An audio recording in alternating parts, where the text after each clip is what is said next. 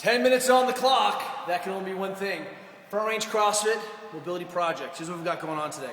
Very simple idea. Oftentimes when athletes are short in the front of the hip, they try to compensate for the rest of that ends up happening at the low back, or we end up seeing thoracic tilt or rib cage tilt when we need to see extension. Conversely, when athletes are stiff, they often will compensate down below and end up being short in the front of the hip. So we're going to do two things today. We're going to improve shoulder positioning, really go after the upper back, get on those motion segments and the ribs as they limit, and we're going to open up the front of the hip so we can get out of this broken position. It's not very sexy. Shing! Desirable fatness. Come here. So front range CrossFit is a great setup.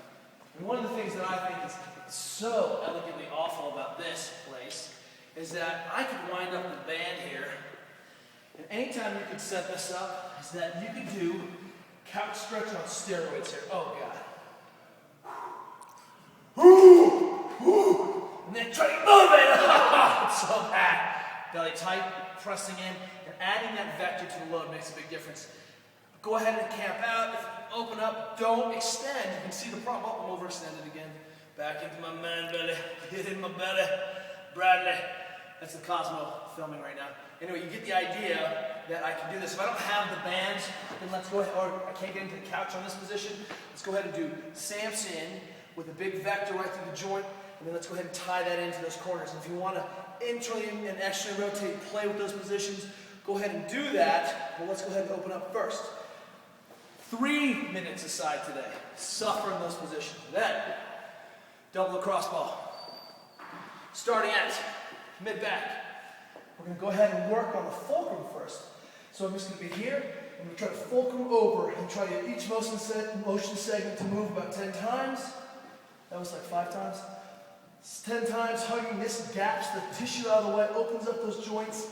12 thoracic vertebrae, 120 mobilizations. You're probably not going to get your top ones, but I want you to really try to extend and work on that local extension on each one of those.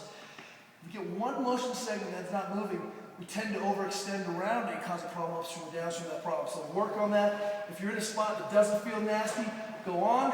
Then, I want to show you guys what Skip is doing. We found out that the T-ball is soft. And one nice thing about the official T-ball is that sometimes the lacrosse ball is so hard, it just kind of bounces and sticks. A little bit soft, like a trigger point ball, allows me to kind of grab that tissue and move a little bit. This is a nice other toy, roughly the same size. It's $2.50. That's too much for my blood. But here we're going to go. Start up top, and then I want to go ahead and just roll back and forth. I can pull that arm across. Let's see if we can get those ribs moving a little bit. Get into some of that stickiness, up into those regions. I want you to spend the bonus. So we're going to do 3 minutes aside on that, and then you're going to get 6 or 7 minutes total working on this business. This is a big, long, 15-minute beast. We're going to see if we can't solve this problem that leads to overextension, stiffness, so we can come into what we call the position. Shing. See you tomorrow.